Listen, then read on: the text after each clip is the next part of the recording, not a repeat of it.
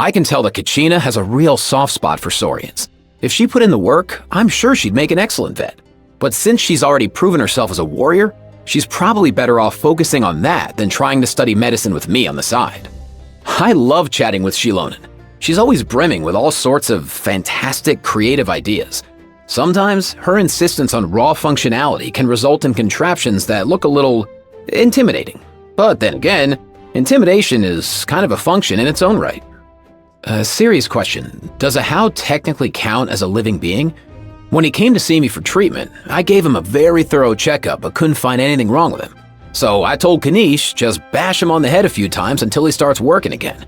And the moment AJAW heard that, bro, he was suddenly fine again. Strange coincidence, huh? Her work as a peacemaker is extremely important. She cures a lot of ills that are beyond my reach. That guy has a very peculiar way of thinking. You just gotta go with the flow around him.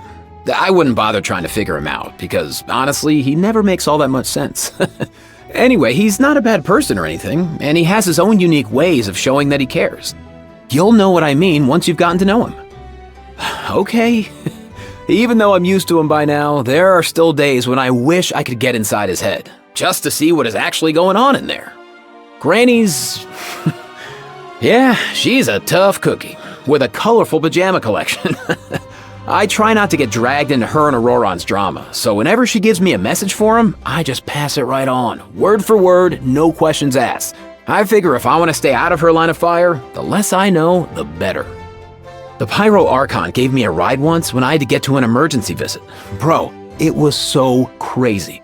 We get there, my head's still spinning at 1,000,000 miles an hour, and somehow, I have to patch up this injured Saurian. I pulled it off, much to my own surprise. I guess sometimes, we don't know our own potential until we're pushed out of our comfort zone. What's that? You want me to take care of him if he ever gets sick? You know I'm a vet and not a doctor, right? Well, Kakuku's certainly taken a shine to him. Alright, fine bro, I'll do my best.